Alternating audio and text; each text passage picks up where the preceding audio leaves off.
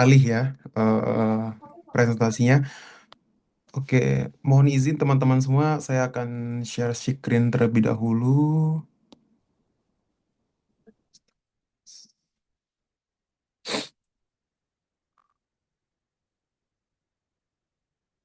Hmm,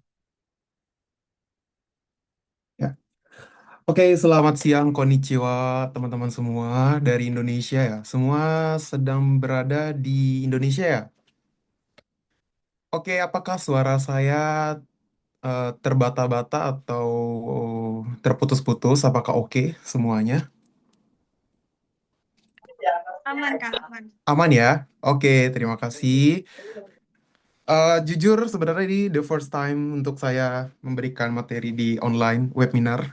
Agak grogi. Nanti kalau seandainya agak grogi di tengah jalan, saya mohon maaf ya. Semoga teman-teman semua enjoy dalam webinar kali ini. Baiklah, pertama saya akan memperkenalkan diri terlebih dahulu. Perkenalkan, nama saya Rizky Eka Putra.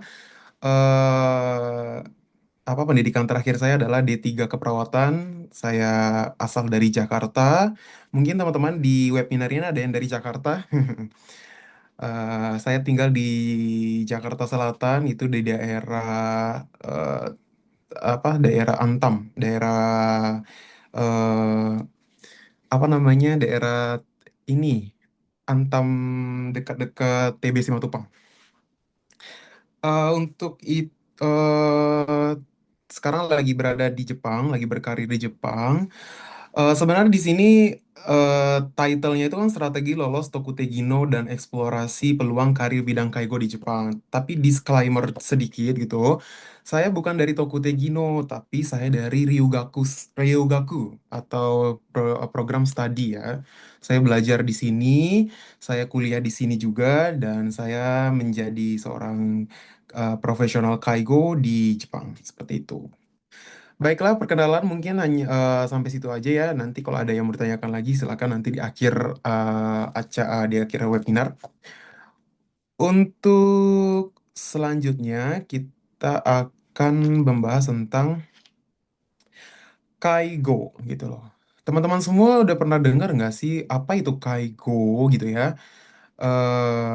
Terus mungkin dari teman-teman semua yang hadir dalam webinar online ini mungkin sering dengar apa sih pekerjaan lu di Jepang, apa sih di Jepang itu ngapain sih gitu kan, biasanya terus ada yang juga yang bilang kaigo kaigo kaigo gitu kan. Nah, sedangkan kaigo itu apa, mungkin ada yang dari teman-teman semua ada yang tidak belum belum mengetahui gitu ya. Nah, kaigo itu adalah keperawatan lansia di Jepang gitu ya. Jadi pekerjaannya itu merawat lansia di beberapa fasilitas kesehatan, dengan Jepang itu populasi lansia yang terus bertumbuh dan terus meningkat dibandingkan populasi angka lahirnya, sehingga kebutuhan tenaga kaigo itu sangat dibutuhkan dan sangat besar gitu loh. Nah, peluang karir yang penuh makna dan menjanjikan bagi tenaga kerja Indonesia terkhususnya ya. Banyak sekali karena di Jepang itu tingkat angka lansianya itu sangat tinggi. Jadi piramid itu kan seperti ini ya. Tapi kalau di Jepang tuh kebalik gitu loh. Jadi piramidnya malah ke bawah gitu. Jadi kalau bahasa Jepang tuh gyaku. Gyaku itu apa ya? Terbalik gitu loh. Jadi kalau kita di Indonesia kan piramida gitu ya. Dari angka lahir, jadi angka lahirnya besar, terus ke angka lansianya paling kecil. Sedangkan kalau di Jepang itu kebalik. Malah angka lahirnya yang kecil, angka lansianya, pertumbuhan lansia atau angka kematiannya malah membesar gitu. Nah, jadi dibutuhkanlah tenaga-tenaga orang asing ini dari Indonesia, dari Filipina, dari Singapura, dari Myanmar, Vietnam maupun negara-negara lain gitu ya. Terkhusus di bidang kaigo gitu. Nah, the next slide-nya itu, Kaigo itu pekerjaan yang berfokus pada perawatan, dan pendampingan lansia atau penyandang disabilitas agar dapat menjalani kehidupan sehari-hari gitu dengan aman dan martabat gitu. Nah, jadi kita memenuhi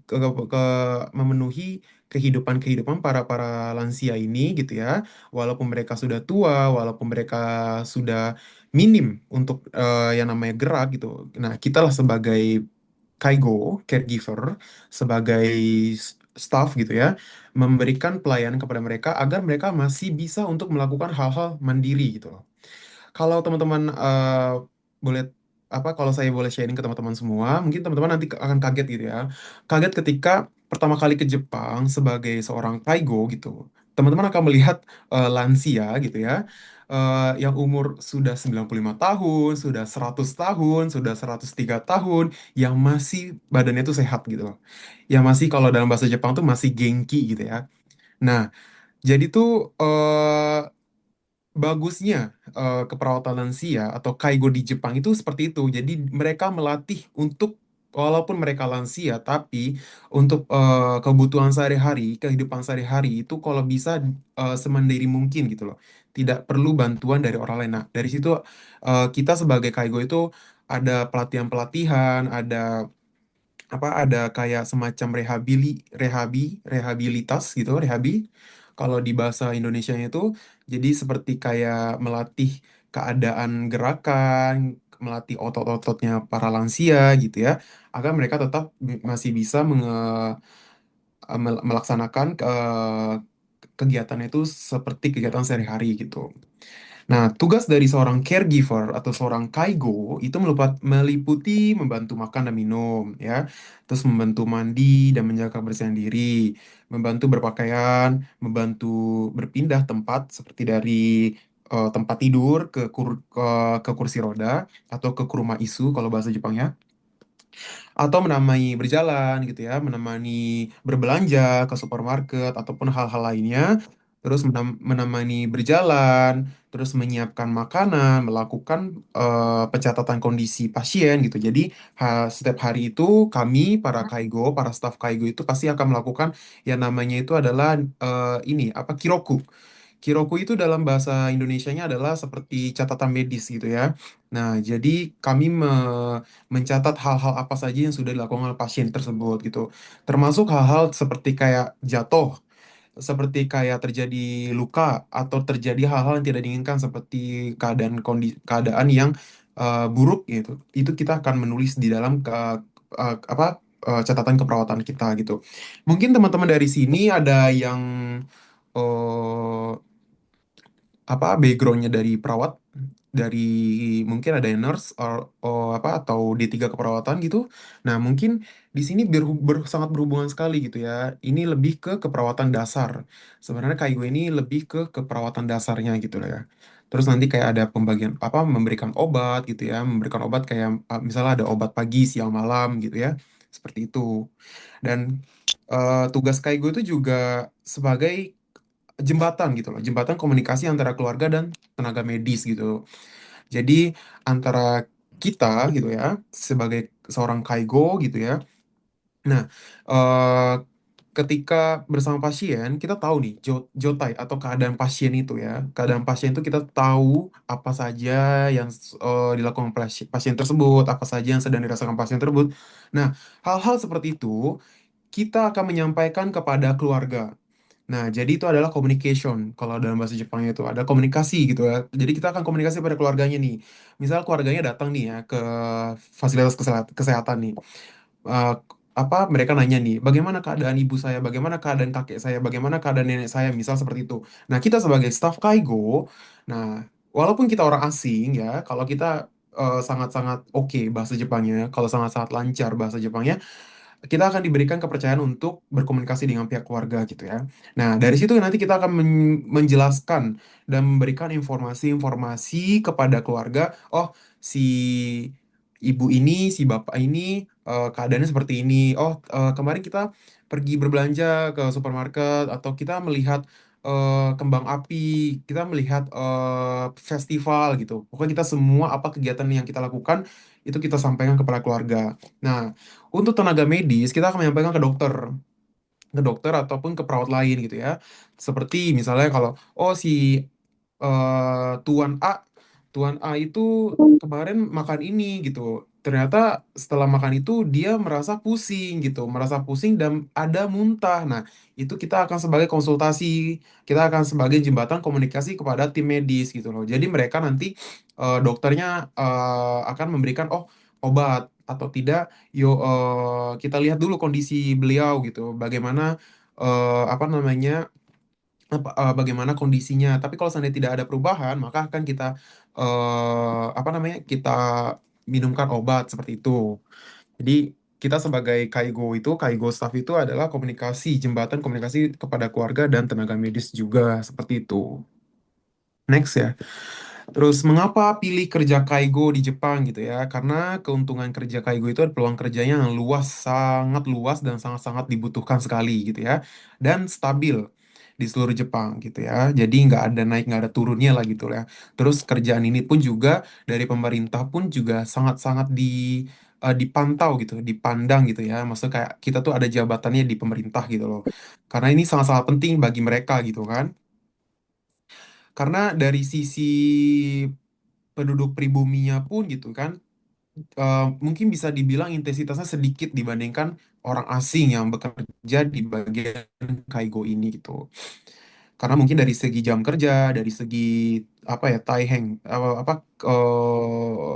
sulitnya pekerjaan ini gitu ya. Maksudnya ada bagian hal-hal yang ya bisa dibilang capeknya lah gitu ya. Nah, mungkin dari situ orang pribumi pun, orang Jepang sendiri pun itu tidak banyak lah, tidak terlalu banyak memilih kerjaan seperti ini. Tapi tidak memungkinkan juga, bukannya tidak banyak. Maksud saya bukannya tidak apa saya bilang tidak banyak apa orang Jepang ini tidak banyak memilih ini bukan bukan karena sedikit, tetapi banyak juga kok. Ada juga beberapa apa orang Jepang yang sudah sepuh gitu loh, sudah senior yang kerja di bagian Kaigo ini gitu. Terus jenjang karirnya juga nih, jenjang karir di Kaigo itu sangat jelas dan berkembang pesat gitu ya.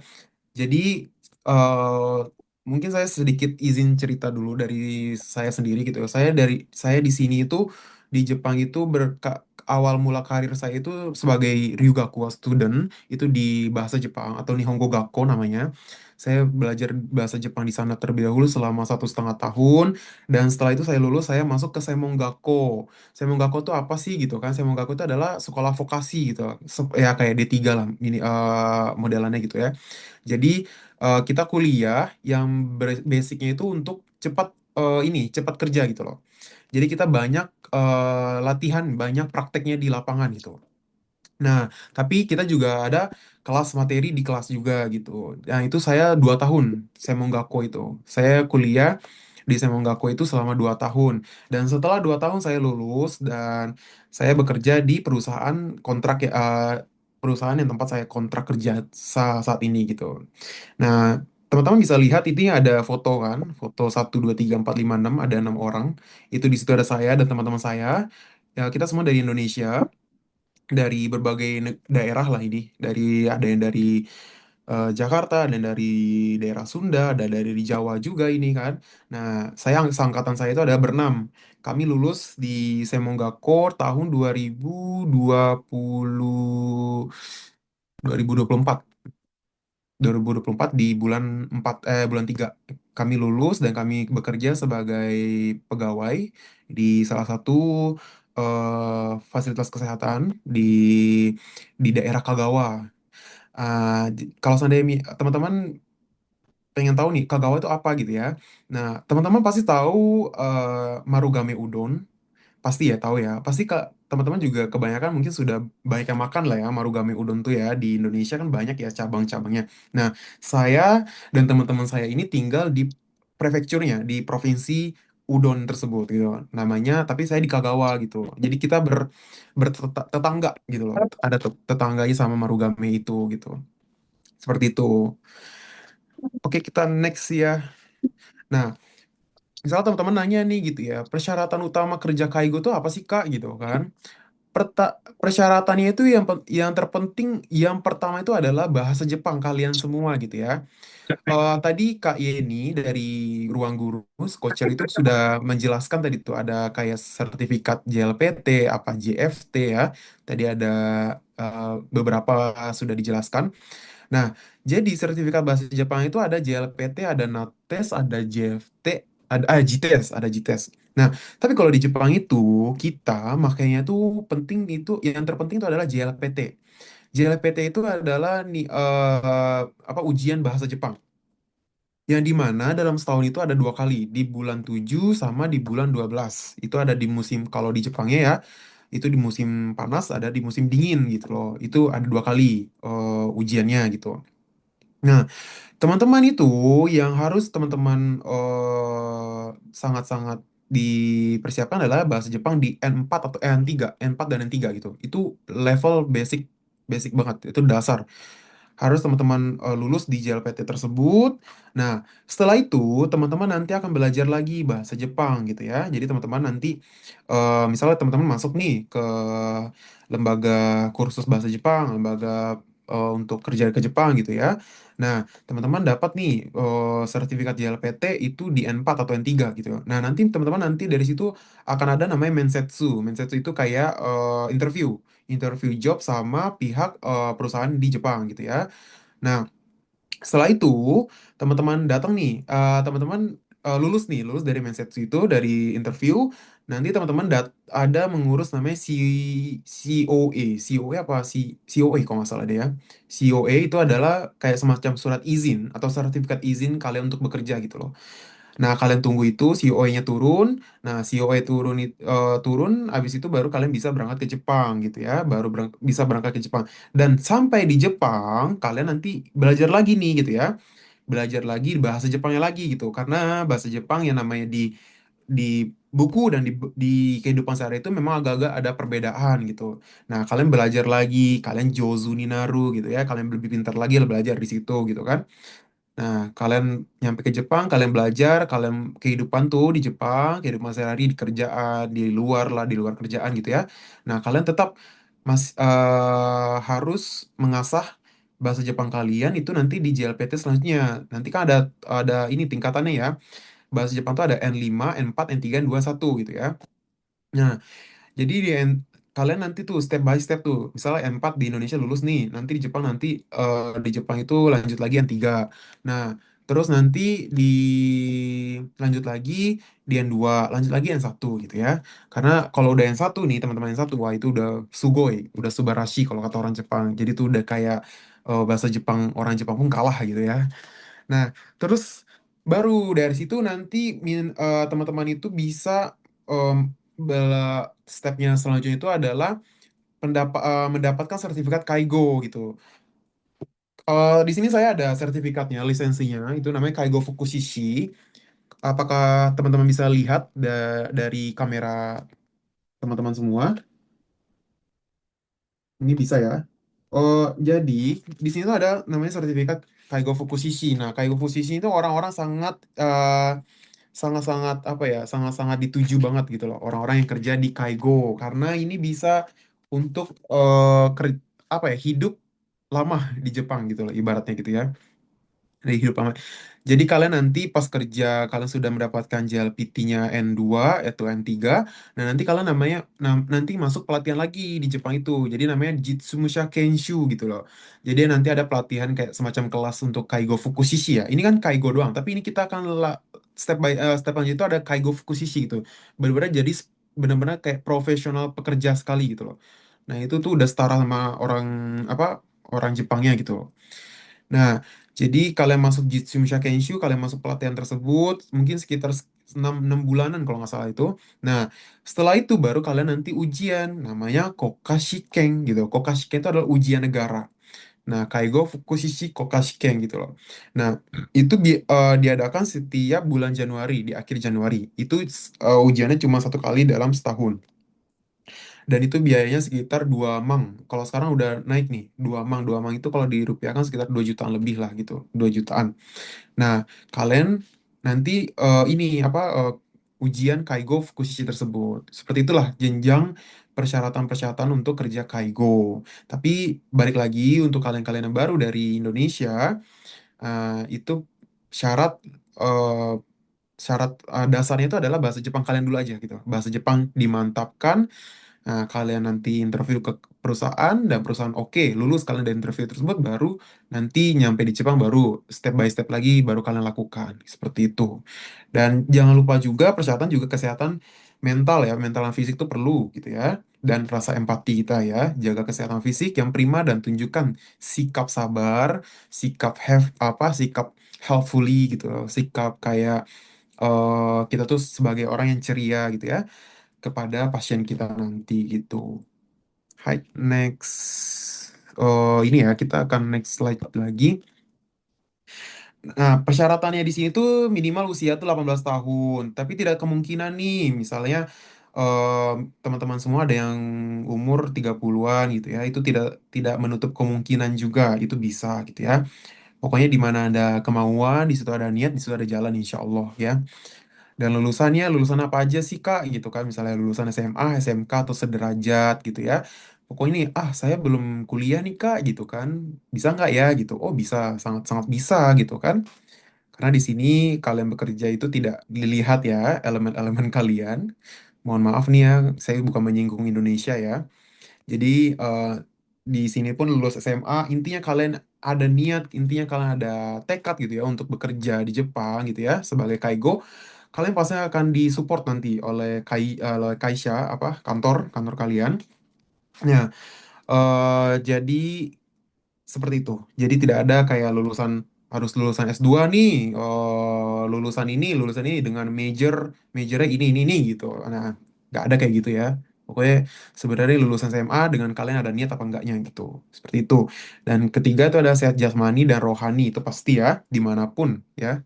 Itu kerja itu pasti harus sehat jasmani dan rohani gitu ya. Pasti nanti ada. Jadi kalian nanti kalau misalnya kalian ke Jepang nih gitu ya, kalian kerja ke Jepang itu biasanya sebelum kalian ke Jepang itu ada namanya medical check up dulu gitu. Nah, nanti di Jepang pun nanti ada juga nih kita itu Zenkoku seluruh Jepang itu tuh sudah membuat ada ada peraturan gitu. Ada peraturan yang mana perusahaan itu dalam setahun tuh sekali apa dua kali tuh harus MCU, harus medical check up untuk semua karyawannya itu. Ya, jadi kalian jangan khawatir gitu ya, selama kalian kerja di Jepang gitu ya, dan kalian mendapatkan perusahaan yang oke, yang baik gitu ya, yang benar-benar perusahaan yang mentaati peraturan, nah itu pasti ada satu tahun tuh ada satu kali apa dua kali MCU, medical check up-nya gitu ya. Terus ada lagi tidak memiliki catatan pelanggaran imigrasi ya, itu kalian tidak ada dalam tanda kutip ini tidak ada hal-hal yang jelek lah gitu ya dalam catatan-catatan pelanggaran gitu ya.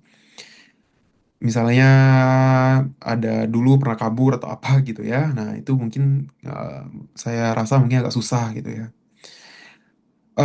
Kedua, memiliki kemampuan bahasa Jepang yang sudah saya jelaskan tadi ya.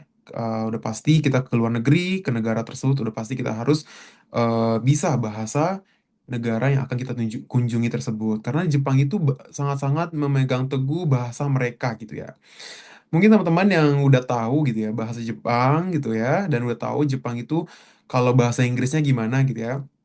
Kalau saya kalau saya izin gitu ya, izin untuk menceritakan itu kalau bahasa Inggris di Jepang itu mereka menganut sistem katakana gitu ya, sistem Inggris serapan gitu loh. Contoh nih, kayak good morning itu tuh bisa jadi good to morning gitu. Jadi udah berubah bukan good morning. Nah, kalau thank you tuh jadi thank you gitu ya. Jadi itulah bahasa Inggrisnya mereka gitu. Jadi nanti teman-teman kalau seandainya udah kesini gitu ya, jangan kaget, jangan kaget gitu. Wah, kok bahasa Inggris mereka kayak gini? Nah, itulah bahasa Inggris mereka gitu. Tapi itu bahasa Inggris mereka ya. Nah, mereka pun ada kok yang pinter bahasa Inggris yang normal bahasa Inggris juga ada kok gitu ya. Tapi rata-rata, rata-rata itu pasti bahasa Inggris mereka tuh seperti itu. Kayak thank you, kayak apa lagi ya? Kayak oh, what are you, what are you doing good gitu. Kayak gitulah. Jadi kayak ada bahasa Jepangnya gitu loh. Karena mungkin mereka juga pelafalan bahasa Inggris juga agak susah ya. Nah, selanjutnya itu adalah untuk jalur SSW biasanya diperlukan seperti kemampuan JLPT atau JFT Basic, terus lulus ujian keterampilan Kaigo, lulus ujian bahasa Jepang khusus bidang Kaigo. Jadi minasang, apa teman-teman, di jalur SSW ini kan kalau seandainya Tokutegino kita bahas Tokutegino nih. Nah, SSW ini jalur SSW ya. Nah, jadi yang sudah saya jelaskan tadi udah pasti bahasa Jepangnya. Kedua, ujian keterampilan Kaigo. Nanti kalian ada nih ujian SSW Kaigonya nih nanti nih di Indonesianya nih ada ujiannya. Jadi sebelum kalian ke Jepang itu udah pasti ada beberapa ujian-ujian step by stepnya ya gitu. Nah, Terus ada juga ujian bahasa Jepang khusus di bidang kaigonya gitu ya. Lanjut gitu ya. Nah ini nih, jalur bekerja di bidang kaigo nih ya. Yang sudah saya sampaikan tadi, Tokute Gino itu ada spesifik skill worker atau SSW. Nah, ini merupakan jalur yang paling banyak diminati. Tadi udah saya dengar di awal opening itu ya ada Kak Yeni yang udah menjelaskan kepada kalian itu tentang Tokute Gino kan. Nah, itu rata-rata banyak sekali orang-orang yang kerja di Jepang ini maupun Indonesia, mau dari manapun Filipina atau mana, itu Tokute Gino banyak banget. Dan Tokyo Tegino tuh banyak juga macam-macamnya gitu ya. Nah, tapi untuk kali ini kita akan bahas tentang Kaigo yang dulu gitu ya. Jadi ini merupakan jalur yang paling baik diminati, keuntungannya itu bisa bekerja penuh waktu gitu ya, full time gitu lah ya. Kita kerja, terus gaji pun juga setara sama orang Jepangnya gitu, dengan posisi yang sama, dengan pokoknya maaf.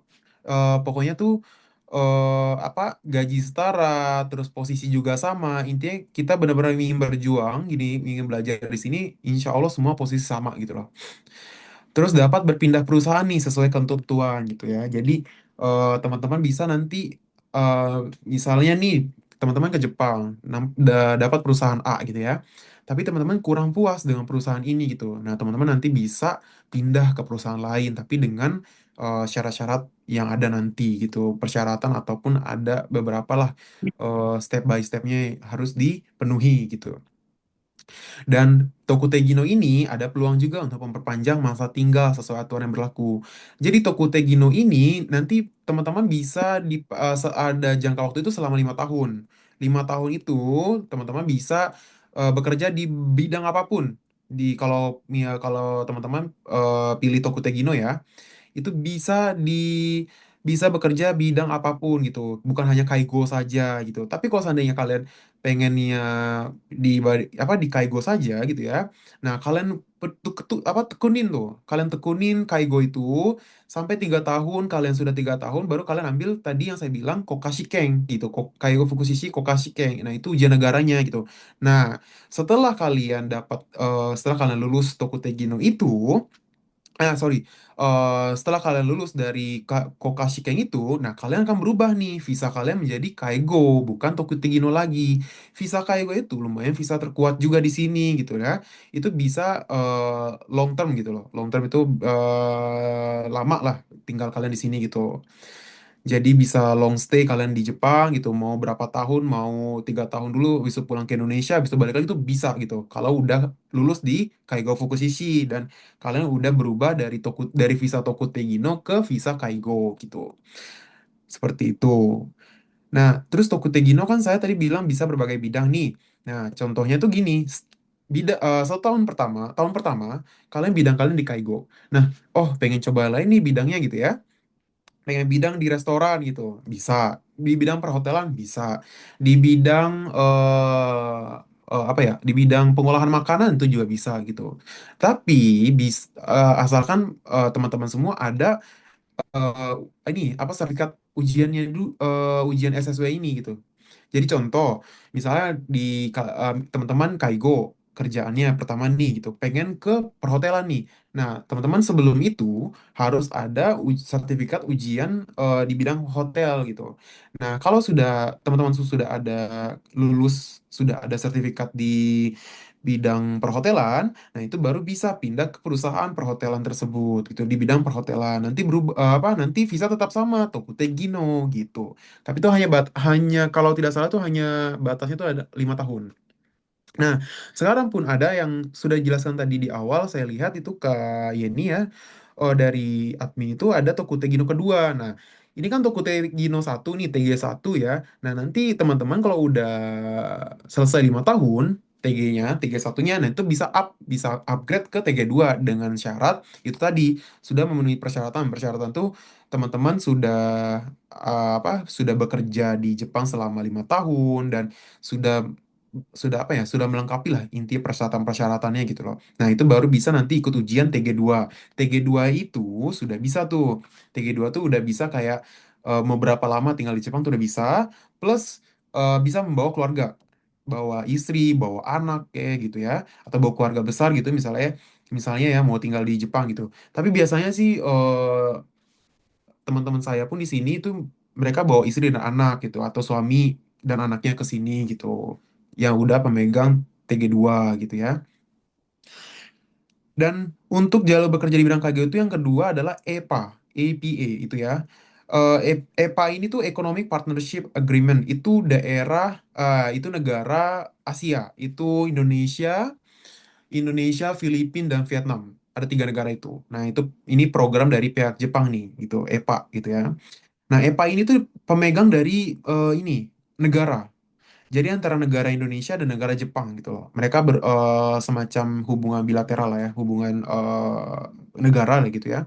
Nah, EPA ini tuh jalur eh, teman-teman jalur daftar dari langsung ke negara gitu, bukan langsung lewat-lewat lembaga-lembaga lembaga-lembaga kursus bahasa Jepang bukan. Tapi EPA itu langsung di webnya negara. Kalau nggak salah itu di BP2 TKI apa gitu kalau nggak salah. Go BP2 TKI lah. Pokoknya bisa nanti teman-teman bisa searching sendiri ya EPA itu bagaimana cara-caranya untuk mendaftarnya. Itu langsung negara itu. Nah, kalau EPA ini benar-benar sangat lumayan lama prosesnya. Karena saya punya teman juga dari EPA, dari program EPA ini gitu ya. Mereka benar-benar lama ya perjalanan mereka gitu ya. Jadi EPA itu ada Kaigo, ada Kanggo. Kanggo itu yang perawat medis ya. Tapi kalau Kaigo itu perawat lansia atau gerontiknya gitu. Kalau teman-teman itu maunya di Kanggo atau perawat medis itu biasanya harus ada pengalaman kerja di Indonesia selama 2 tahun. Nah itu nanti step by stepnya adalah di webnya BP2TKI itu yang dari negara Indonesia. Itu bisa teman-teman lihat lah persyaratan-persyaratan di sana. Nah, untuk Kaigo pun juga sama, tapi kalau Kaigo ini buat teman-teman semua kalangan. Jadi tidak cuman untuk yang nurse aja, nggak cuma untuk keperawatan saja, tapi untuk teman-teman yang di luar bidang keperawatan pun juga bisa nih kalau di Kaigo gitu. Nah, itu bisa juga ikut di EPA ini gitu. Mereka ada pelatihan, nanti teman-teman jadi seluruh Indonesia mereka daftar dan mereka diseleksi seleksi seleksi, mereka udah disaring-saring semua. Nanti mereka akan ditempatkan kalau nggak salah di Jakarta kali ya. Di Jakarta nanti mereka akan dapat pelatihan di sana, pelatihan tentang Kaigo, tentang bahasa Jepang gitu. Mereka dapat uang saku juga gitu ya. Nah, mereka dapat uang saku dan sudah intinya pokoknya udah selesai semuanya, mereka berangkat ke Jepang dan di Jepang pun mereka nanti ada pelatihan pelatihan dari pihak negara negara Jepang sendiri pun gitu. Nah nanti mereka pun selama sampai mereka tuh yang sudah saya bilang tadi kokashikeng, sampai mereka nanti melakukan kokashikeng, mereka tuh dapat nanti uang saku juga, jadi uang uang saku lah dari pemerintah. Terus ada buku-buku juga free, ya, buku-buku buku-buku kaigonya itu nanti free free. Jadi kalau kita kan bayar nih, kalau yang teman-teman misalnya jalur TG kan nanti pasti bayar. Ini kalau dari EPA ini mereka akan disupport dari negara karena dia langsung dari hubungan negara kan, adalah dana untuk support para para pekerja nanti di kalau jalur EPA ini gitu. Dan nanti di EPA ini banyak keuntungannya itu semua udah tertera jelas ya, udah tertera jelas dan perusahaan-perusahaan juga udah jelas juga gitu ya. Dan sudah nyampe di Jepang pun sudah ada yang penanggung jawabnya sudah jelas juga gitu ya. Jadi eh, lumayan menguntungkan sekali lah kalau EPA ini gitu. Cuman itu tadi minusnya ya, teman-teman harus berjuang dengan banyaknya teman-teman lain ya, seluruh Indonesia gitu kan. Jadi itulah, itu minusnya sih. Tapi Tokutegino juga sebenarnya teman-teman juga banyak sih ya, teman-teman dari dari daerah-daerah lain kan juga banyak ya yang ngambil Tokutegino. Nah, baik juga lah persaingan-persaingan juga kan gitu. Tapi kalau dibandingkan EPA gitu, Tokutegino mungkin lebih cepat ya berangkatnya gitu dibandingkan jalur EPA ini gitu. Nah, yang ketiga itu adalah program sekolah atau semonggako seperti saya gitu ya, seperti diri saya sendiri. Jadi saya belajar keperawatan Jepang di sini, jadi saya masuk dulu sekolah bahasa Jepang di sini, dan habis itu saya masuk ke semonggako, sekolah vokasi keperawatannya gitu ya. Dan untuk biaya, misalnya kalau teman-teman bilang nih, biayanya gimana Kak gitu, bayar sendiri kalau bayar sendiri berapa gitu kan. Kalau untuk diri saya dan teman-teman saya tadi itu kita full semua cover dari beasiswa atau scholarship gitu ya. Scholarshipnya itu dari pemerintah sini plus scholarshipnya dari perusahaan gitu. Tapi kita ada kontrak kontrak kerja itu selama 3 sampai 5 tahun di perusahaan tersebut gitu. Jadi kita tidak mengeluarkan biaya sama sekali selama pendidikan. Jadi dari Nihongo Gakko sampai Semonggakko ini gitu. Dari belajar bahasa Jepang sampai belajar ilmu keperawatannya itu kami tidak bayar gitu. Nah, cuman minusnya di sini tuh kita tidak dapat uang saku, uang jajan tuh nggak dapat ya gitu.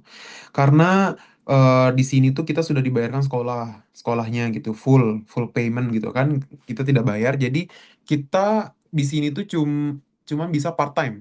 Kita bisa bekerja paruh waktu itu dimanapun boleh, di di fasilitas kesehatan juga boleh, di toko-toko restoran, di toko-toko sayuran atau supermarket atau di restoran gitu. Nah, kita bisa kerja di sana, kerja paruh waktu. Jadi kalau saya dulu itu Sabtu Minggu saya kerja di tempat saya kerja sekarang. Saya part time di tempat kerja saya sekarang itu di fasilitas kesehatan. Nah, tapi kalau di lain hari karena saya sekolah itu saya part time-nya di restoran sushi, terus di restoran Jepang juga gitu. Nah, keuntungan dari program sekolah atau Semonggakko ini adalah teman-teman bisa mengupgrade bahasa teman-teman semua gitu loh. Jadi teman-teman juga bisa mengenal gitu ya lebih banyak orang Jepang, dan dari situ kita bisa mengembangkan diri ini untuk belajar gitu bahasa Jepang gitu. Dan bukan hanya belajar bahasa Jepangnya saja, tapi kita bisa membangun komunikasi dan kenalan gitu, membangun hubungan gitu ya. Jadi kita bisa kenal juga sama orang Jepangnya gitu loh.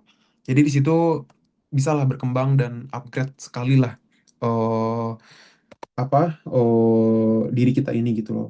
Jadi program sekolah Tose Menggaku ini sangat-sangat worth it menurut saya, karena dari situ teman-teman bisa bisa sangat-sangat pintar untuk dalam berbahasa Jepangnya gitu. Dan banyak juga hal-hal yang pengalaman-pengalamannya itu loh yang tidak bisa lah didapatkan di TG atau di EPA gitu loh, kalau di program sekolah ini gitu loh. Karena di program sekolah ini kita bisa namanya itu Jishu. Jishu itu adalah praktek lapangan itu di beberapa kantor gitu, di beberapa perusahaan-perusahaan gitu loh. Jadi kita bisa melihat nih, bukan hanya kantor tempat kita bekerja saja nih, tapi kita bisa melihat dari kantor-kantor semuanya gitu. Jadi bisa lihat, oh di sini kayak gini ya, oh di sini di perusahaan B kayak gini ya, perusahaan C kayak gini, oh gaji segini ya, gaji segini ya gitu. Jadi kita bisa melihat nih, oh berarti kalau saya selesai dari perusahaan A tempat saya sekarang kontrak, oh saya bisa nih pindah nih ke perusahaan B. Jadi kita ada hubungan gitu kan. Jadi kita membangun hubungan ke pihak-pihak lain gitu loh. Ada hubungan kerjasama, ada hubungan, si oh kamu yang udah pernah praktek di sini dulu ya. Nah, jadi kan ada hubungan simbiosis mutualismenya lah gitu, saling menguntungkan lah antara dua belah pihak seperti itu. Kita lanjut ya.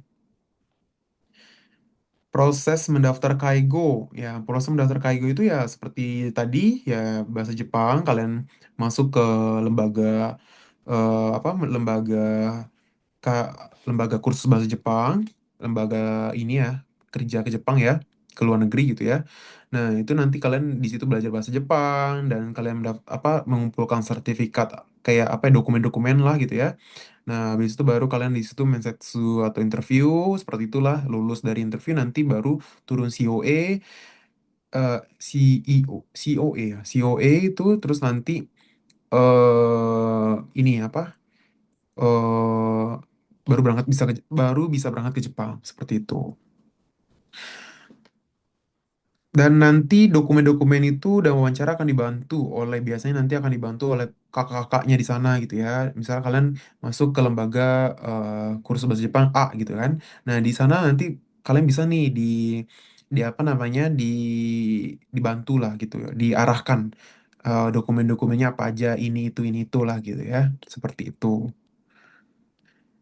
Oke, gaji rata-rata Kaigo nih. Wah, ini pasti sangat-sangat menarik banget nih kalau udah membahas tentang gaji ya, gitu ya.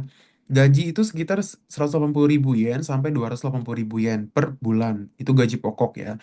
Nah, gaji itu tergantung dari daerah dan kantor kalian masing-masing nanti gitu ya. Jadi tidak bisa disamakan nih gitu loh. Misalnya di Provinsi Tokyo dengan Provinsi Okinawa itu beda ya, nanti UMR-nya beda kan.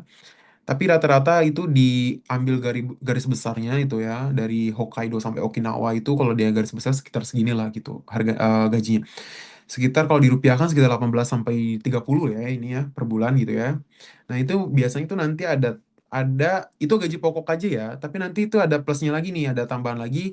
Biasanya tambah tunjangan lembur, tunjangan malam gitu ya, terus bonus. Nah, kalau di Jepang bonus di Jepang di bagian kaigo, di bidang kaigo itu kita ada bonus selama setahun itu ada yang perusahaan tuh ada macam-macam ya, ada yang 2 kali, ada yang 3 kali gitu bonusnya gitu ya. Dan ada juga nih yang sedihnya gitu ya. Sedihnya tuh di sini tuh teman-teman saya pun di sini pun juga ada yang perusahaannya tidak ada bonus gitu loh.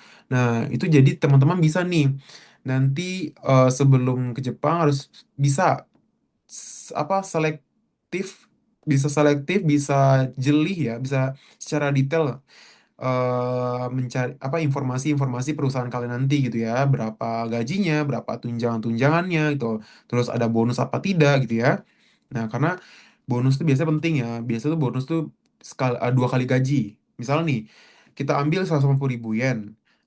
Gaji sebulannya nih, kihongnya ya, apa rata-rata gaji pokoknya ya, 180.000 yen. Nah, misalnya di summer nih, di Natsu, di musim panas, 180.000 yen tuh dikali 2 kali gaji, berarti 180 kali 2, 360.000 yen kan. Nah, seperti segitulah kira-kira kalian dapat nanti. Tapi itu belum potongan pajak ya.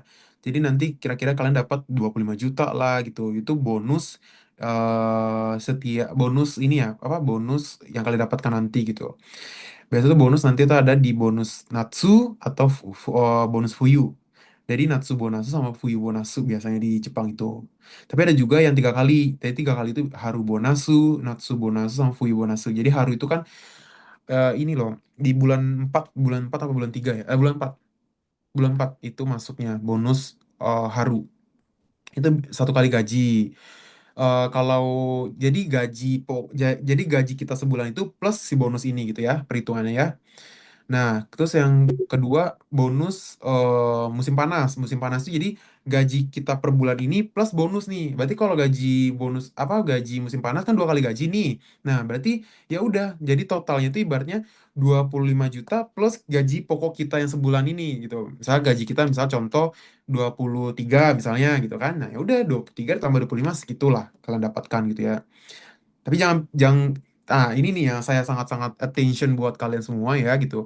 Gaji memang segitu. Kalau kalian berada di Indonesia, kalian pasti wow itu gede banget, emang itu gede banget ya sebenarnya ya. Tapi dengan sekarang Jepang itu sudah apa-apa takai gitu, apa-apa tuh mahal gitu ya.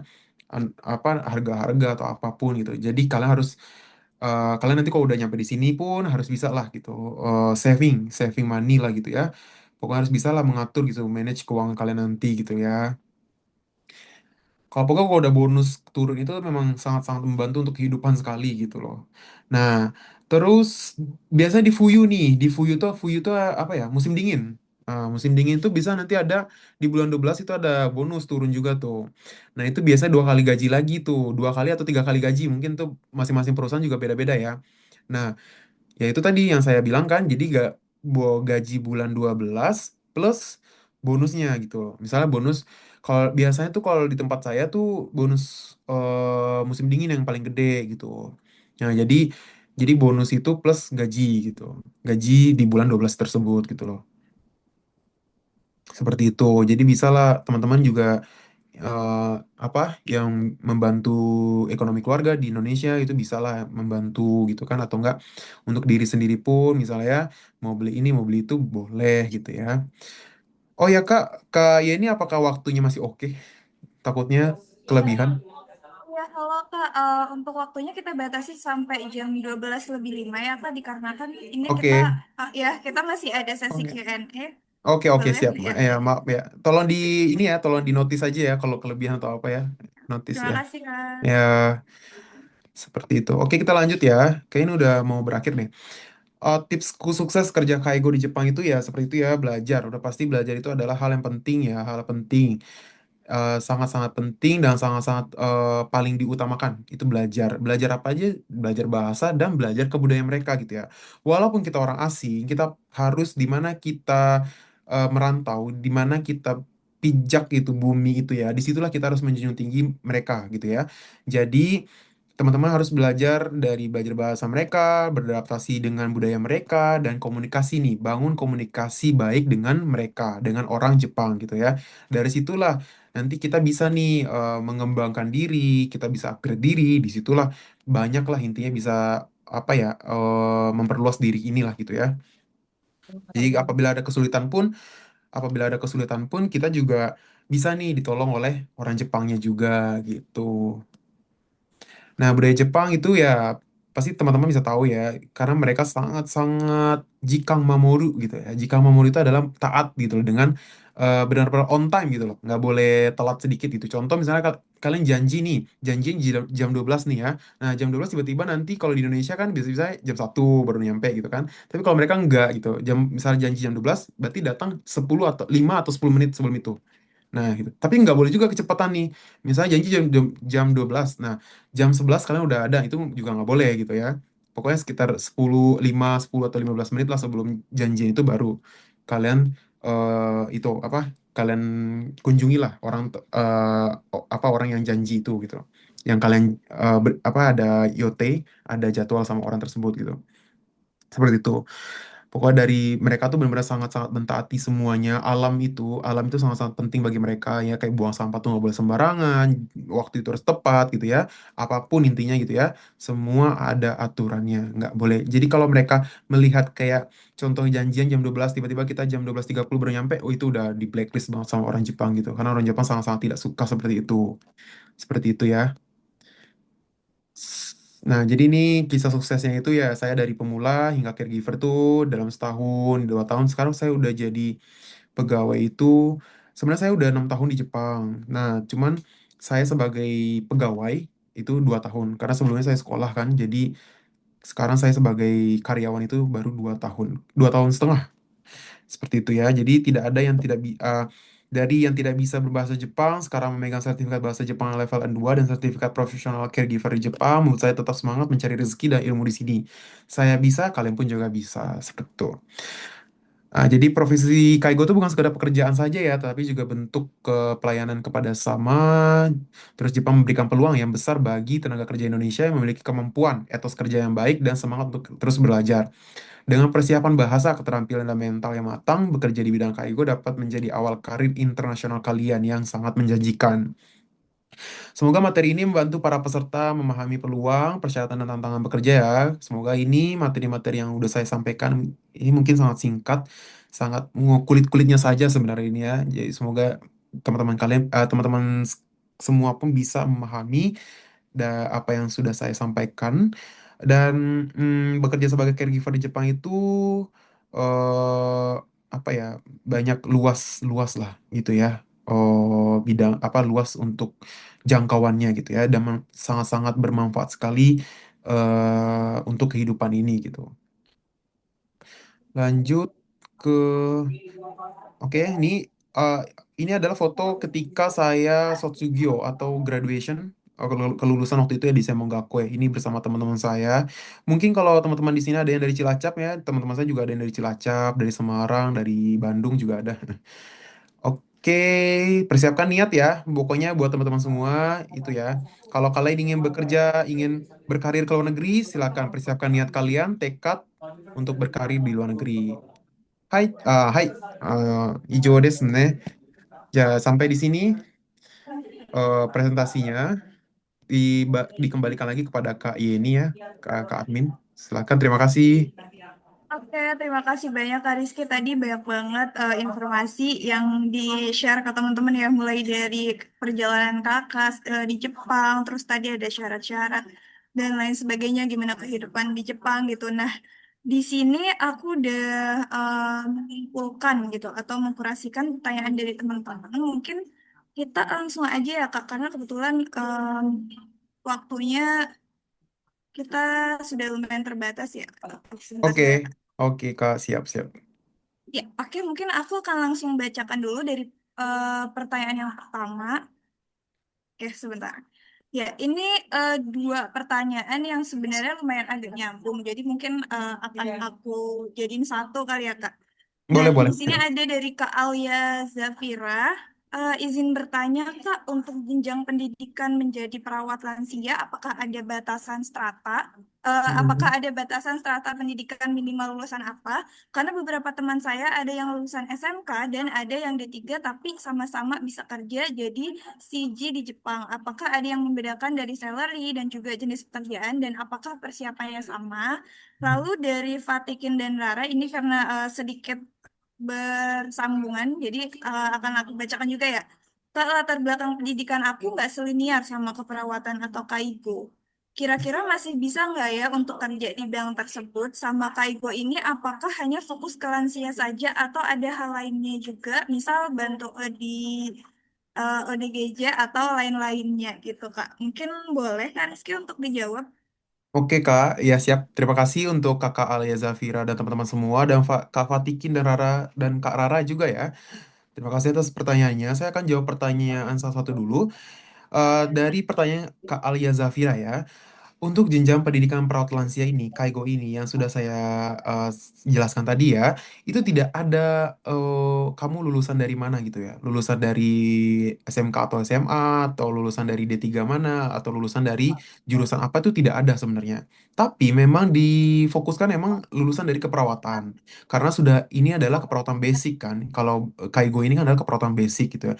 Tapi sangat tidak menutup kemungkinan gitu loh buat teman-teman yang bukan dari keperawatan gitu ya. Karena gini, jadi kalian ke Jepang itu sama-sama dari nol gitu ya, dari nol. Mereka akan berpikir seperti kalian tuh benar-benar tidak tahu apa-apa gitu. Mereka akan berpikir kalian baru baru dari nol dan kalian ke Jepang kalian diisi gitu, diisi dengan ilmu-ilmu keperawatan lansia gitu ya. Nah, karena ada teman-temannya Kak Alia ini dari lulus SMK dan ada D3 juga, tapi sama-sama bisa kerja jadi apa caregiver di Jepang itu bisa. Mau SMK, mau D3, mau S1, S2 itu bisa. Jurusan apapun bisa. Nah, itu tidak ada perbedaan salary dan jenis pekerjaan tidak ada gitu ya. Persiapannya pun sama gitu ya. Kalau salary ini palingan nanti kalau ada sertifikat biasanya membedakan gitu ya. Sertifikatnya nih, misalnya si A adanya N4 nih. Nah, sedangkan si B ada N2 nih. Nah, itu biasanya ada nanti perbedaan nih biasanya dari kantor ya.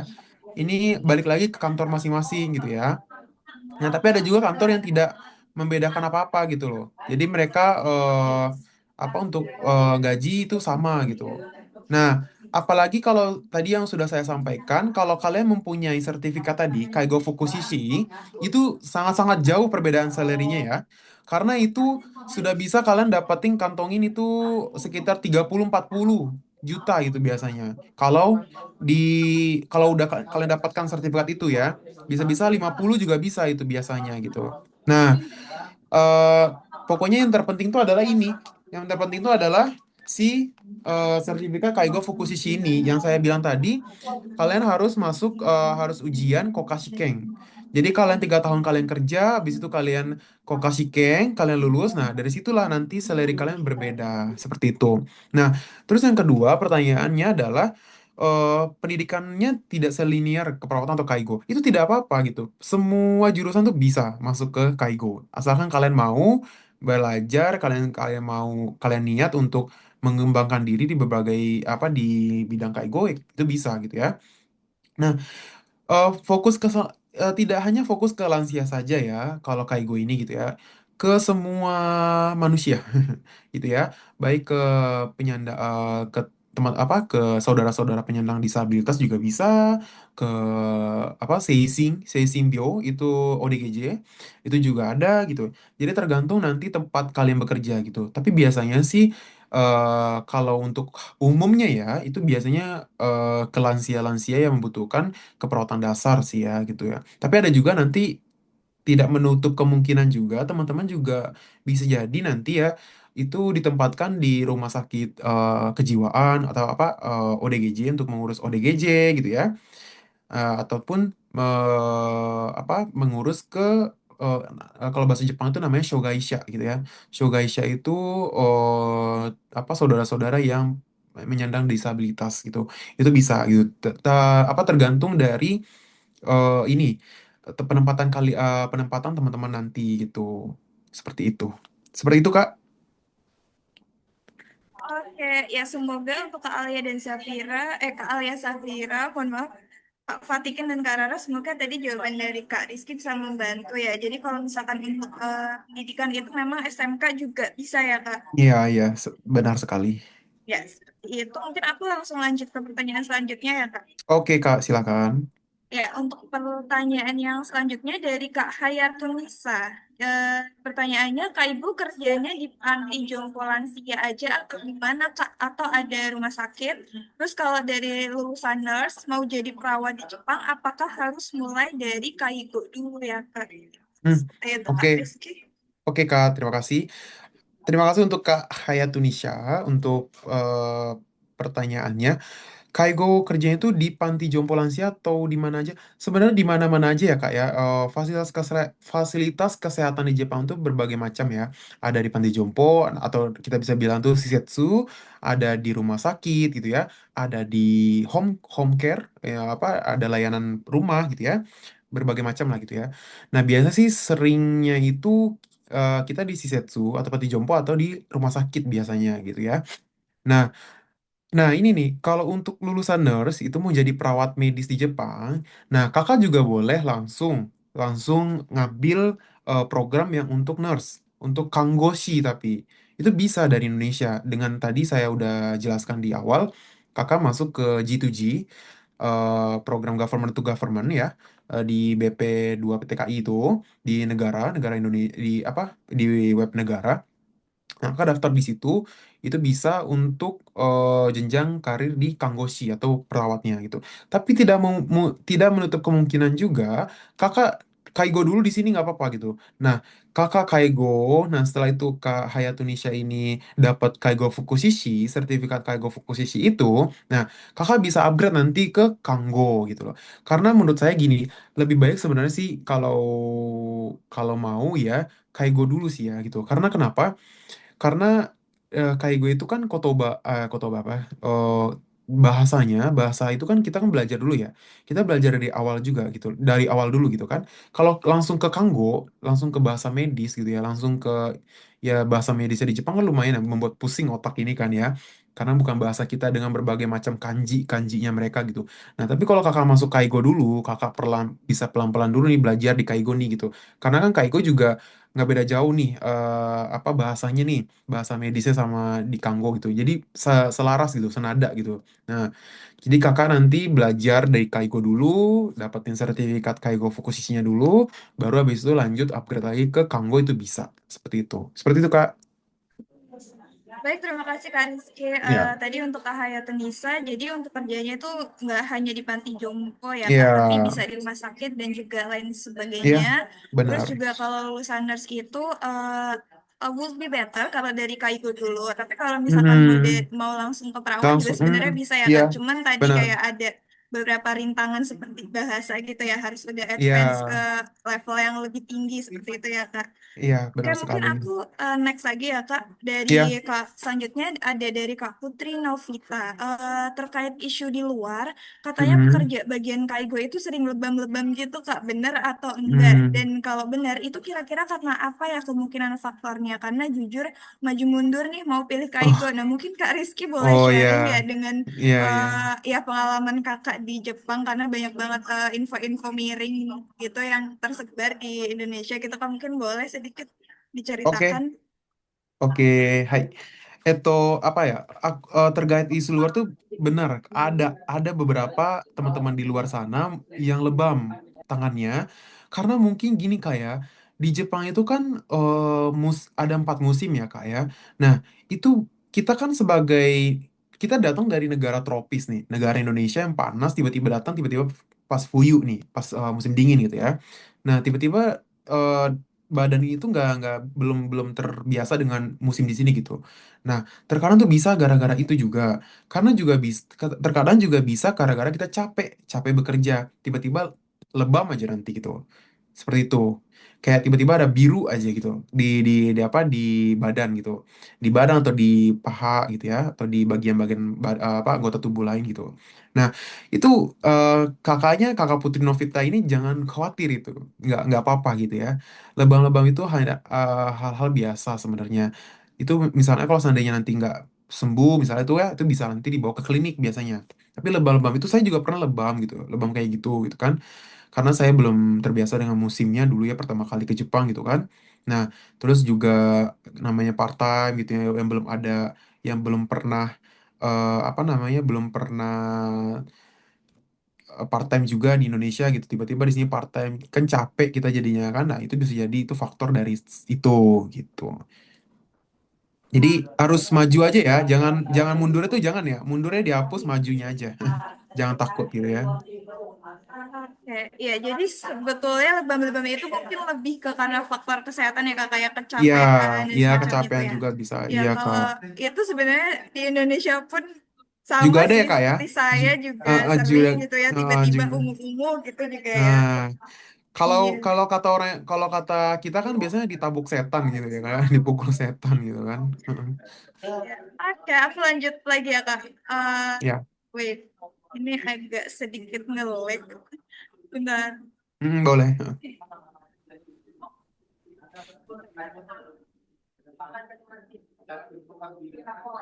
Oke, sebentar ya kak. Oke, siap.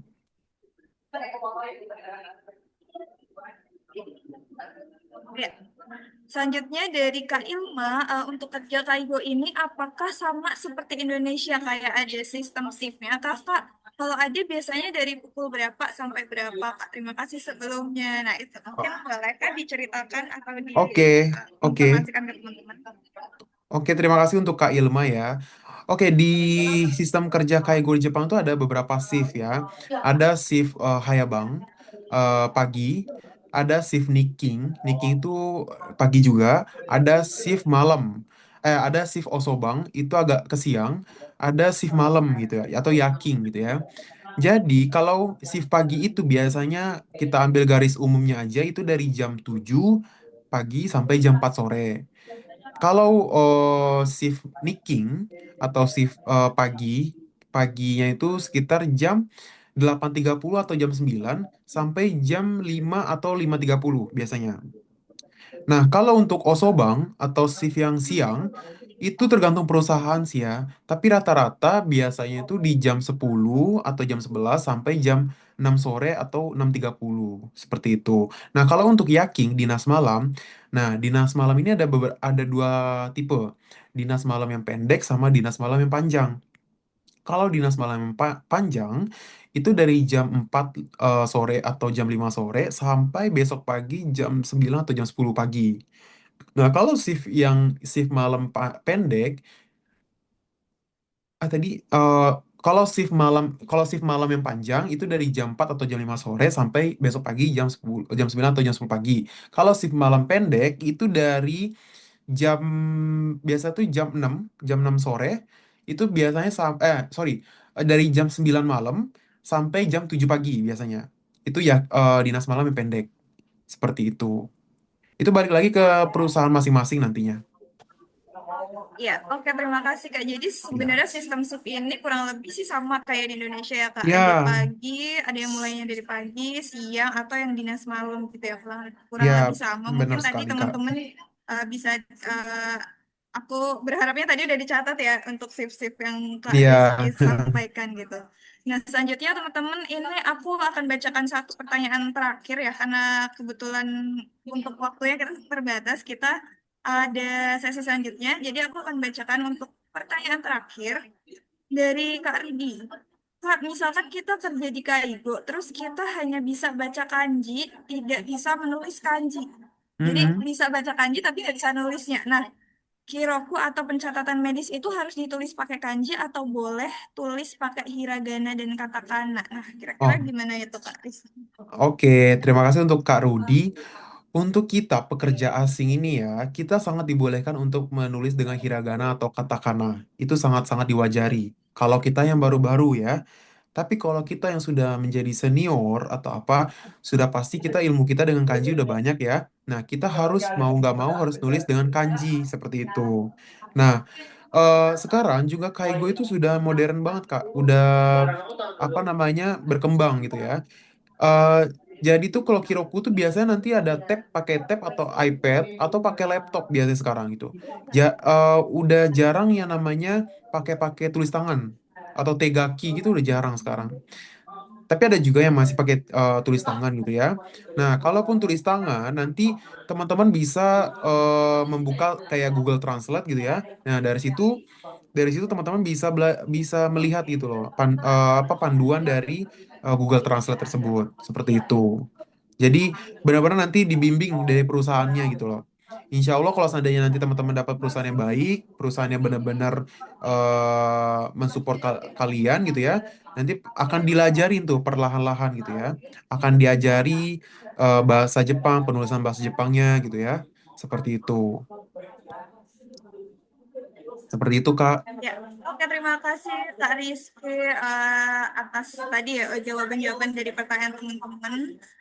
Ya, dan untuk waktunya ini sayang sekali ya teman-teman ini kita sesi bincang-bincang sama speaker kita Kak Rizky yang sangat keren sudah Nih, habis. terima Terima kasih kasih banyak banyak ya. semuanya. Terima kasih banyak Kak Terima Rizky kasih tadi banyak banget banyak. ya informasi dan insight yang didapetin teman-teman ya. Semoga bisa bermanfaat bagi teman-teman terutama yang minat kerja ke Jepang sebagai kaigo Hmm, gitu ya Kak. Dan iya mungkin benar. ini teman-teman kalau misalkan teman-teman nanti ada pertanyaan lanjut yang mau ditanyain ke Kak Rizky, ini boleh dicatat dulu untuk Instagramnya Kak Rizky dan TikToknya nanti bisa langsung DM aja ya Kak. Ya boleh silakan kalau ada teman-teman ingin apa detailnya bertanya-bertanya ya silakan. Iya, terima kasih Kak Rizky. Mungkin Ya. untuk terakhir, apakah Kakak ada pesan-pesan atau motivasi yang mau disampaikan ke peserta kita di siang hari ini? Oke. Boleh? Oke Kak, oke. Oke, terima kasih buat teman-teman semua yang sudah hadir sekian ratus orang ini. Terima kasih banyak sudah mendengarkan beberapa penjelasan yang singkat dari saya. Pokoknya teman-teman yang ingin berkarir ke luar negeri, ingin mengembangkan potensi diri ya ke luar negeri, pokoknya tetap harus semangat belajar bahasa negara yang kalian ingin impikan gitu. Contoh kalau ke Jepang, semangat belajar bahasa Jepangnya, terus semangat juga JLPT-nya, apa untuk mendapatkan level-level bahasa Jepang yang nanti bisa membuat kalian upgrade di sini gitu loh. Pokoknya jangan putus asa, di mana kalian ada niat, di situ pasti ada jalan insya Allah. Seperti itu, Kak. Oke, ya terima kasih banyak Kak Rizky dan juga teman-teman. Terima Untuk kasih Kak banyak. Rizky, tadi terima kasih banyak ya waktunya udah meluangkan waktunya di siang hari ini. Sekian mungkin dari aku ya. Terima kasih Kak Rizky. Hai, terima. Boleh untuk meninggalkan roomnya untuk Oke, teman-teman. Ya, terima untuk kasih banyak, teman-teman. Kak. Terima kasih banyak teman-teman. Terima Sehat selalu kasih. semuanya. Ya, terima kasih Kak. Selamat melanjutkan aktivitasnya. Hai. Ya. Untuk teman-teman jangan live dulu ya teman-teman. Kita di sini ada eh, sesi konsultasi bersama dengan konsultan kita dan buat teman-teman yang eh, hari ini join di webinar kita ada special price, special diskon. Jadi buat teman-teman jangan live dulu gitu. Nah, oke.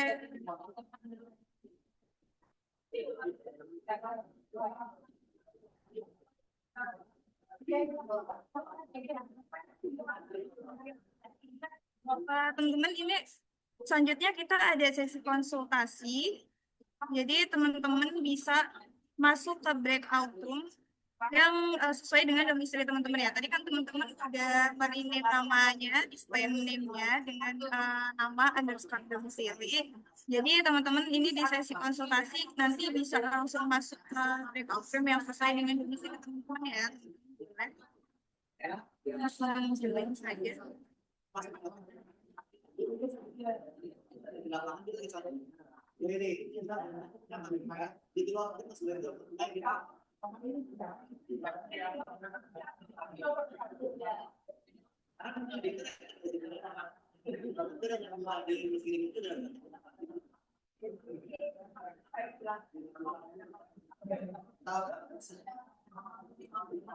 Nah, ya untuk pembagiannya kurang lebih seperti ini ya teman-teman.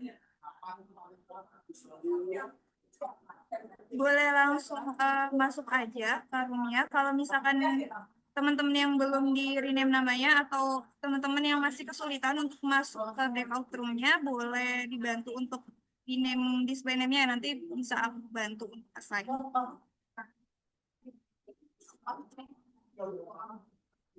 Di sini kita ada Jakarta Selatan dan juga Jakarta Barat.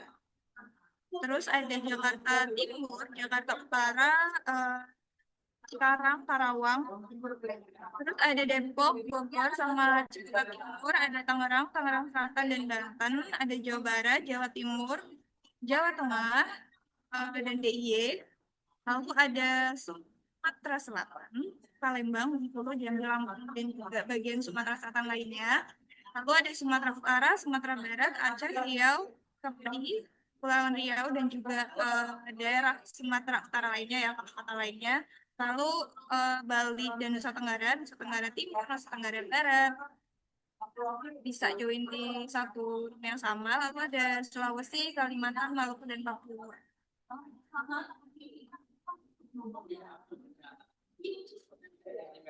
Buat teman-teman yang belum di rename boleh ya bantu untuk lain.